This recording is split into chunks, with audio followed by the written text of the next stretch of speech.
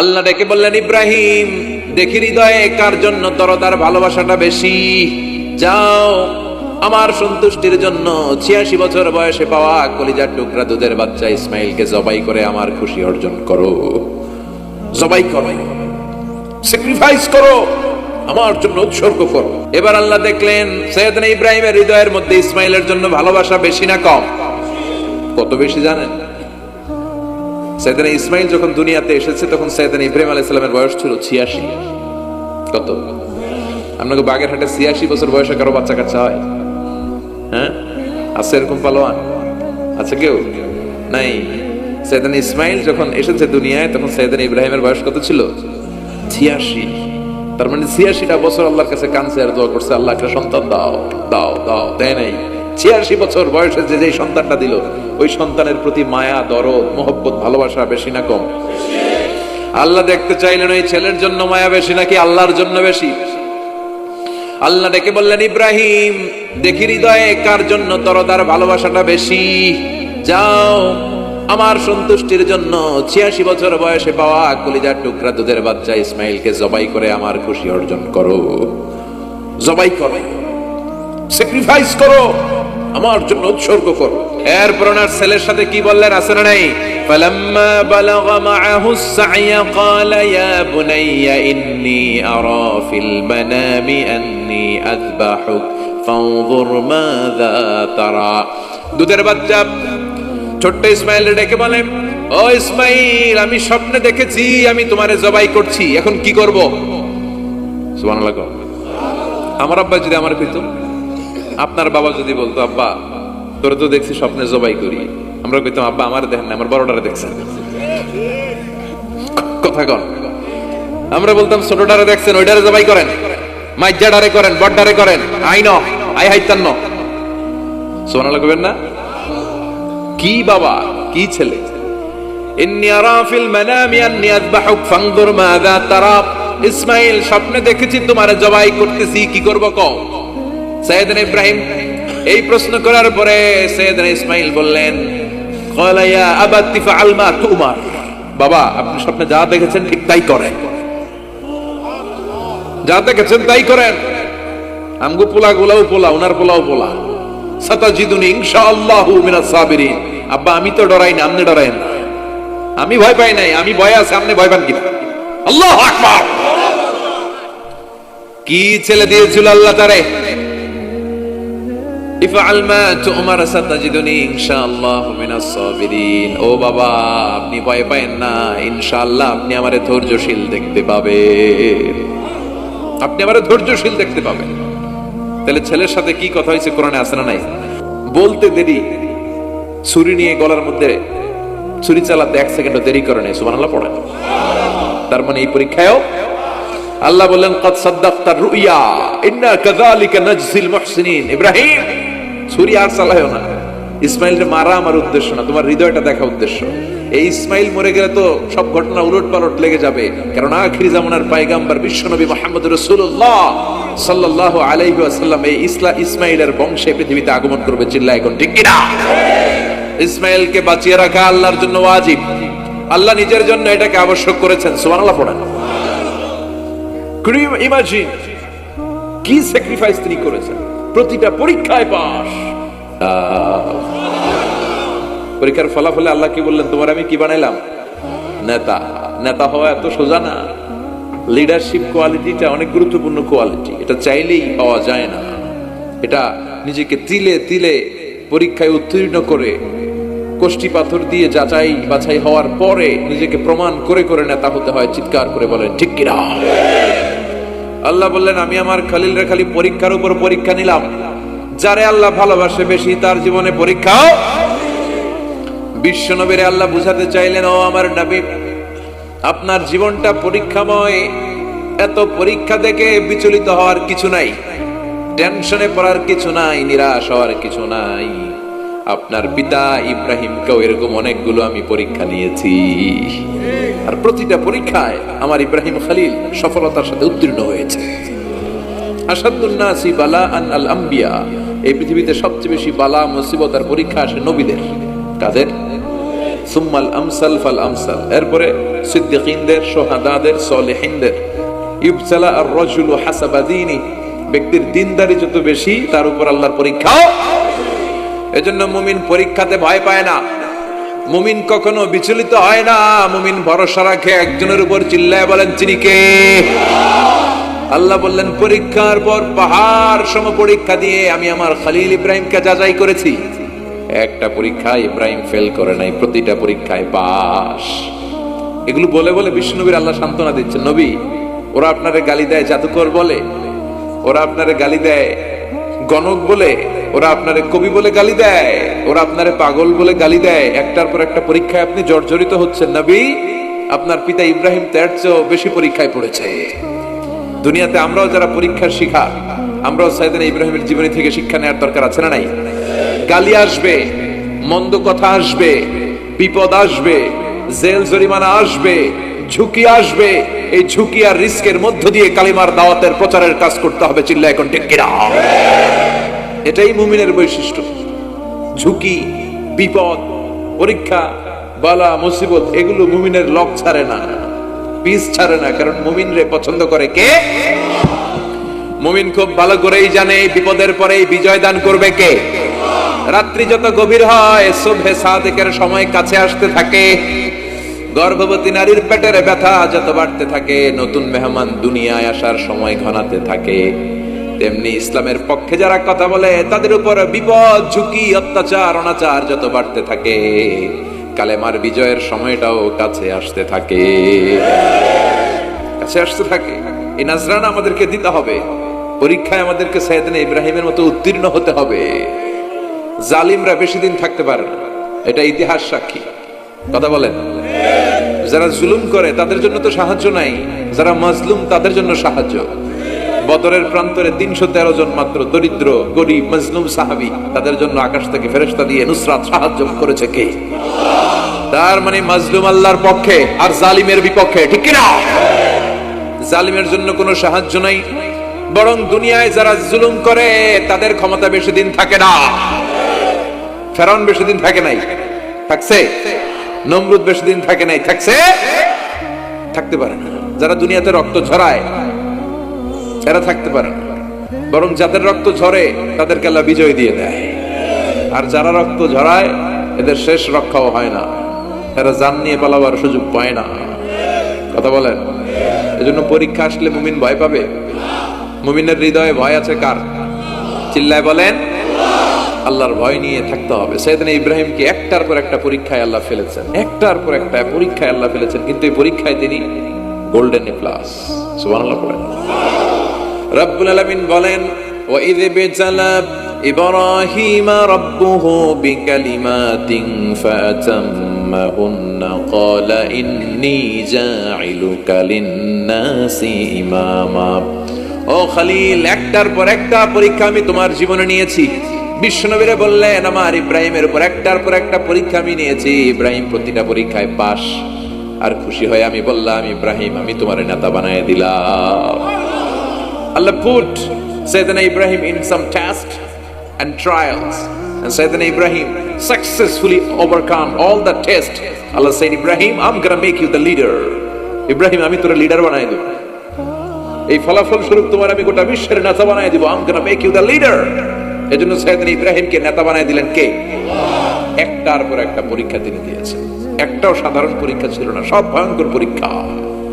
পরীক্ষাগুলো ছিল অগ্নি পরীক্ষা। পরীক্ষা নাম্বার 1 ইলকাউহু ফিন্নার, আগুনের পরীক্ষা। নমরুদ বলে, ইব্রাহিম ঈমান ত্যাগ করো, না হলে আগুনে ফেলবো। কোথায় ফেলবো? সাইয়েদনা ইব্রাহিম বলে, আমার জীবন যাবে কিন্তু ঈমান যাবে। ঈমানের পথে অবিচল থেকে আমার মরণ যেন হয়।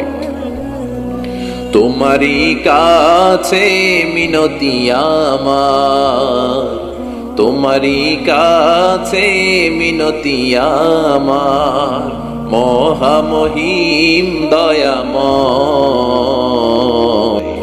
ঈমানের পথে অবিচল থেকে আমার মরণ যেন হয়। পড়ে না আমিন? নমরুদ বলে, ইব্রাহিম ঈমান ছাড়ো, তা না হলে আগুনে ফেলবো। ইব্রাহিম বলে জীবন যাবে কিন্তু ঈমান যাবে। তার মানে পরীক্ষায় পাস, আগুনে ফেলে দেয়া হলো, ঈমান হারা করতে পারে নাই নমরুদ। তার মানে আগুনের পরীক্ষা মানে কি ফেল না পাস? পরীক্ষা নাম্বার 1। পরীক্ষা নাম্বার 2, আল্লাহ বললেন ইব্রাহিম কলিজার টুকরা সন্তান ইসমাইলকে আর প্রিয়তমা স্ত্রী হাজারকে মক্কার ধুধু প্রান্তরে রেখে আসো, যেখানে কোনো মানুষ নাই, কোনো পাখি নাই, কোনো প্রাণী নাই, কোনো খাওয়ার পানিও নাই, কেউ নাই, জনমানব শূন্য এলাকার মধ্যে ফ্যামিলির সবাইকে রেখে আসো, ইসমাইলরেও রেখে আসো, হাজারকেও রেখে আসো। কোনো টু শব্দ করলেন না। সাইয়েদনা ইব্রাহিম কিছু জিজ্ঞেস করলেন না, বলার সাথে সাথে ওনার স্ত্রী আর কলিজার টুকরা বাচ্চাটারে মক্কার ধুধু প্রান্তরে রেখে দিয়ে আসলেন। এই পরীক্ষায়ও কথা বলেন, এই পরীক্ষায়ও আমাদেরকে যদি আল্লাহ বলে যাও তোমার সন্তান তোমার স্ত্রীকে রেখে আসো সাহারা মরুভূমিতে, পারবেন? হ্যাঁ, কি পরীক্ষা দিয়ে আল্লাহর প্রিয় হয়েছে। তার মানে আগুনের পরীক্ষায় পাস, ফ্যামিলি বিসর্জন দেওয়ার পরীক্ষায় পাস। আবার আল্লাহ বললেন ওয়াজআলনা ফি যুররিয়াতিহিন নুবুওয়াতা ওয়াল কিতাব, আমি খুশি হয়ে এই ইব্রাহিমের বংশের মধ্যে নবুয়ত দিয়েছি, আবার কিতাবও দিয়েছি। সুবহানাল্লাহ বলেন। তিনি নবুয়ত দিয়েছেন। পৃথিবীতে যত নবী আসছে সব সাইয়েদনা ইব্রাহিমের নাতিপুতি। সব কি বিশ্বাস হয় না? এই পৃথিবীতে যত পয়গম্বর এসেছেন তার 99.99% নবীরাই ওনার ছেলে আর নাতিপুতি। চিল্লায় পড়েন আল্লাহু আকবার। এজন্য ওনারে বলা হয় আবুল আম্বিয়া, father of the all prophets, সব নবীদের বাবা। ওনার বয়স যখন 86 তখন আল্লাহ সাইয়েদনা ইসমাইলকে দিলেন। বয়স যখন 100 তখন সাইয়েদনা ইসহাক আলাইহিস সালামকে আল্লাহ দিলেন। এইদিকে ইসমাইল, এদিকে সবাই বলেন এদিকে, এদিকে সবাই বলেন এটা, এটা ইসহাক। পৃথিবীতে যত নবী এসেছে সব ইসহাকের চ্যানেলে এসেছে। সাইয়েদনা ইসহাক আলাইহিস সালামের চ্যানেলে এসেছে। সাইয়েদনা ইসমাইলের চ্যানেলে নবী নাই, কোন নবী নাই, নবী ছাড়া চ্যানেল। আর এখানে যত হাজার হাজার লক্ষাধিক নবী এসেছে সব নবী ইসহাক আলাইহিস সালামের চ্যানেলে যারা এসেছে সব নবীরা অন্যান্যদেরকে বলে যাইতো, তার উম্মতকে বলে যেত যে সবশেষে একজন নবী আসবে, তিনি হবেন সর্বশ্রেষ্ঠ নবী, তিনি হবেন সর্বশ্রেষ্ঠ নবী। তো এদের এই চ্যানেলে এত নবী, এরা ভাবছে ওই সর্বশেষ নবীটাও এদিক দিয়েই আসবে। কিন্তু আল্লাহ হাজার হাজার লক্ষ নবী এই চ্যানেলে পাঠালেন, কিন্তু সর্বশেষ নবীটা এখানে পাঠালেন না। সর্বশেষ চ্যানেলের নবীটা আল্লাহ এই চ্যানেলে পাঠাই দিলেন। সর্বশেষ নবীটা সাইয়েদনা ইসমাইলের চ্যানেলে এসেছে। এজন্য ওরা হচ্ছে বানি ইসরাইল আর আমরা হচ্ছি বানি ইসমাইল। সুবহানাল্লাহ পড়বেন না? উনার ধর্ম, উনার চেইন থেকে ইহুদিবাদ, খ্রিস্টবাদ, ইসলাম, এই 3 ধর্মের জন্ম। ইহুদিবাদও আল্লাহর দেয়া ধর্ম, খ্রিস্টবাদও আল্লাহর দেয়া ধর্ম, কিন্তু আল্লাহর দেয়া শরীয়তের উপর ওরা অবশিষ্ট থাকে নাই, থেকেছে শুধু ইসলাম। ঠিক কিনা? এজন্য আমরা প্রত্যেক নামাজে পড়ি গায়রিল মাগদুবি আলাইহিম ওয়ালাদ-দাল্লিন। ও আল্লাহ, গায়রিল মাগদুব, যাদের উপর তোমার রাগ ক্রোধ, তাদের পথ আমরা চাই না, ওরা হলো ইহুদিরা। ওয়ালাদ-দাল্লিন, আর যারা ভ্রষ্ট তাদের পথও চাই না, এরা হলো নাসারারা। 3 ধর্মের গোড়া সাইয়েদনা ইব্রাহিমের সাথে লেগেছে। এজন্য এই 3 ধর্মকে একসাথে বলে কম্পারেটিভ রিলিজিয়ন, তুলনামূলক ধর্মতত্ত্বের ভাষায় অ্যাব্রাহামেটিক ফেইথ। কি বলে? অ্যাব্রাহামেটিক ফেইথ বলে।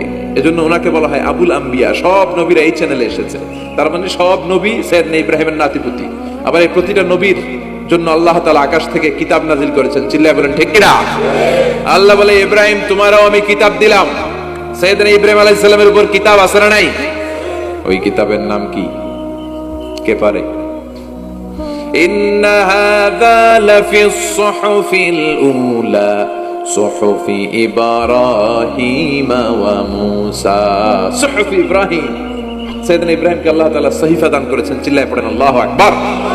আবার এই নবীর নামে আল্লাহর কোরআনে একটা সূরা আছে না নাই? কথা কন, কি নাম সূরা? সূরা আলিফ লাম রা।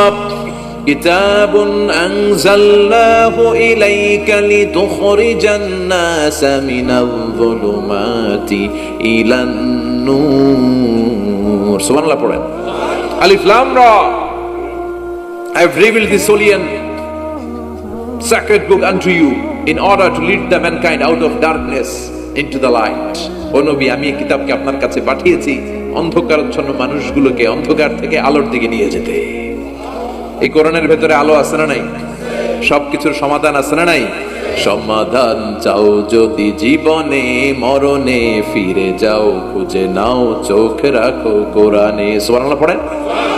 চোখ রাখবেন কোথায়? নাকি মোবাইলে, না টিভিতে, না এটিএন বাংলার পর্দায়? আসিতেছে আগামী শুক্রবার রঙিন পর্দায়, চোখ রাখুন এটিএন বাংলায়। এটিএন বাংলায় চোখ রাখবেন, কই রাখবেন? সমাধান চাও যদি জীবনে মরণে, ফিরে যাও খুঁজে নাও চোখ রাখো কোরআনে। ঠিক কি না? If you want the solution this dunya and akhirah, go back, have a look to the holy Quran. সুবহানাল্লাহ পড়েন। কি নবী আল্লাহ বানালেন, ওই নবীর নামে আল্লাহ একটা সূরা দিলেন। আবার আল্লাহ বললেন, ও দুনিয়ার মুসলমানেরা শোনো, তোমাদেরকে মুসলমান বলে নাম করেছে সাইয়েদনা ইব্রাহিম। ঠিক কি না? আবার এই নবী সাধারণ কোন নবী নয়, এই নবী হলো তোমাদের জাতির পিতা। আমাগো জাতির পিতা কেডা? কথা কন আরো জোরে, সবাই মিলে বলে, মিল্লাত আবিকুম ইব্রাহিম হুয়া সাম্মাকুমুল মুসলিমিন। মিল্লাত আবিকুম ইব্রাহিম, তোমাদের জাতির পিতার নাম, আমাদের জাতির পিতার নাম ওয়া সাম্মাকুমুল মুসলিমিন, তিনিই তোমাদেরকে মুসলমান নামকরণ করেছে। আবার আল্লাহ বললেন, আসলিম ইব্রাহিম, তুমি সবাইরে মুসলমান বানাও, আগে নিজে মুসলমান হও। আসলিম ক্বালা আসলামতু লিরাব্বিল, ও ইব্রাহিম তুমি মুসলমান হও বলার সাথে সাথে ইব্রাহিম বলে, আল্লাহ দেরি নাই, আমি মুসলমান হয়ে গেলাম। ইহুদিরা দাবি করতো সাইয়েদনা ইব্রাহিম নাকি ইহুদি, নাউজুবিল্লাহ পড়বেন না? খ্রিস্টানরা দাবি করতো সাইয়েদনা ইব্রাহিম নাকি খ্রিস্টান। আল্লাহ বলে, মা কানা ইব্রাহিম ইয়াহুদিয়ান ওয়ালা নাসরানিয়ান ওয়ালাকিন কানা হানিফাম মুসলিমা। আল্লাহ বলে, আমার ইব্রাহিম ইহুদি নয়, আমার ইব্রাহিম খ্রিস্টান নয়, আমার ইব্রাহিম পাক্কা মুসলমান। হানিফান মুসলিমা, পাক্কা মুসলমান, ওনার ইসলামে কোনো সন্দেহ। এজন্য আল্লাহ খুশি হয়, ওনার একটা উপাধি দিলেন। উপাধিটা হলো লা হালিম। ইন্না ইব্রাহিম লা হালিমুন আওয়াহুম মুনিব, আমার ইব্রাহিম সহনশীল, আমার ইব্রাহিম ভদ্র। সুবহানাল্লাহ বলেন। আমাদের বাংলাদেশে আমাদের মুসলমানদের মধ্যে এটা সবচেয়ে বড় অভাব, সহনশীলতা আমাদের নাই। কথা কয়, নিজে যেটা বুঝি ওইটাই। আমি তাবলীগ করি, আমি মনে করি আমি হক, বাকি সব বাতিল। এই সমস্যাগুলো বাগেরহাটে আছে না নাই? হ্যাঁ, আমি যদি জামাত ইসলাম করি, আমি মনে করি আমি হক, বাকি একটা দলর আমি হক বলতে চাই না। আছে না এরকম? আমি আহলে হাদিস, সো আমি হক, আর বাকি যা আছে সব বাতিল। আমি কওমি, তো আমি ভালো, আলিয়া সব খালিয়া। কথা কয়। আবার আমি আলিয়া, আমি ভালো, কওমিয়া সব শেষ। এই ঠেলাঠেলি এই দেশে আছে না নাই? এক ইসলাম, এক নবী, এক কোরআন, এর কোনো সহনশীলতা নাই। সে অন্য নেশাবে পড়ুক, সে অন্য মতদর্শে হোক, সে তো আমার ভাই। সবচেয়ে বড় পরিচয়, সেও মুসলিম, আমিও মুসলিম। এই চিন্তাটুকু নাই। আল মুমিনুনা ইখওয়া, ব্রাদারহুড, ভ্রাতৃত্বের এই বন্ধনটা আমাদের মধ্যে নাই। আমরা একে অপরকে গালিগালাজ করতে দেরি করি না, একটু চিন্তা করি না। কাফের বলে ফতোয়া দিতেও দেরি করি না। কথা কন, ফতোয়া আছে না নাই? কয় তুই কাফের 10 কারণে, তুই কাফের 20 কারণে, তোর দাদা কাফের, তোর নানা কাফের, তোর পীর সাহেব হুজুর কাফের। আছে না নাই? তোর এই কাফের পীর সাহেব মারা গেলে, এই পীর সাহেবের যে কবরে শোয়ানো হবে, ওই কবরের উপরে যে ঘাস উঠবে, ওই ঘাস যে গরু খাবে, ওই গরুর যে দুধ খাবে, ওইটাও কাফের। আছে না নাই? খালি ফতুয়াবাজি। আল্লাহ বললেন, আমার ইব্রাহিম ফতুয়াবাজি করে নাই। ইন্না ইব্রাহিম লা হালিমুন আওয়াহুম মুনিব, আমার ইব্রাহিম ছিল সহনশীল, ভদ্র একজন নবী। চিৎকার করে বলতে হবে ঠিক কি না? আবার আল্লাহ বললেন, আমার ইব্রাহিমকে আমি খলিল উপাধি দিয়েছি। ইত্তাখাযাল্লাহু ইব্রাহিমা খলিলা। আল্লাহ বললেন, গোটা বিশ্বের মধ্য থেকে কাউরে আমি খলিল বলে গ্রহণ করি।